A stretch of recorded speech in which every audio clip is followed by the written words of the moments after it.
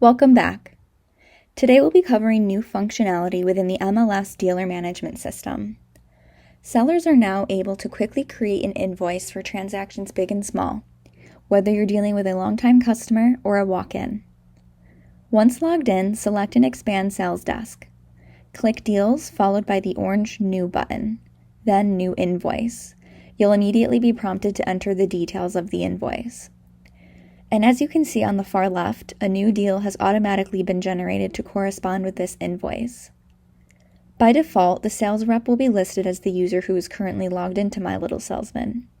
If you and your team members share an account, you'll be able to adjust the sales rep field accordingly. You have the freedom to customize the invoice with other information such as a PO number and due date.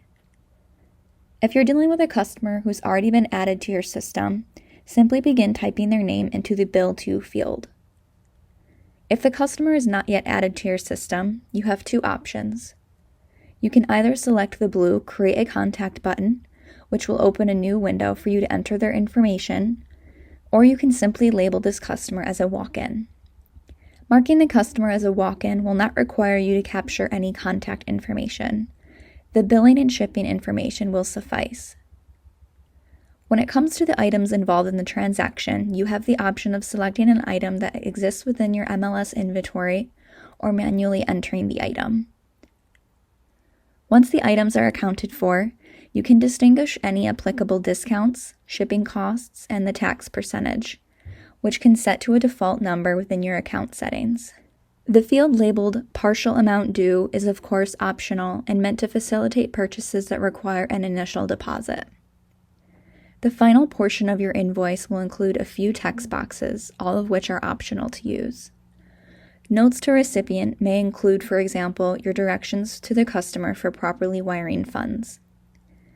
Terms and conditions may include information regarding your return or refund policies. And lastly, private notes are intended for any sort of information you'd like to capture regarding the sale or customer. The text within that box will not appear on the final invoice.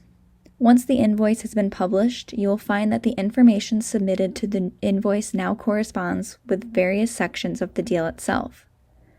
For example, the buyer info reads as walk-in, the items reflect the items you previously listed to the invoice, and so on. To view the completed invoice in its entirety, simply navigate back to Invoice, Quote, and Payment tab, and click the corresponding View button. And there you have it. This is a quick, concise run-through of creating an invoice using Sales Desk. If you have any follow-up questions or feedback on the functionality of this feature, we'd be happy to hear from you. Just give us a call at 1-877-808-4804. From all of us at My Little Salesman, thank you for your time and business.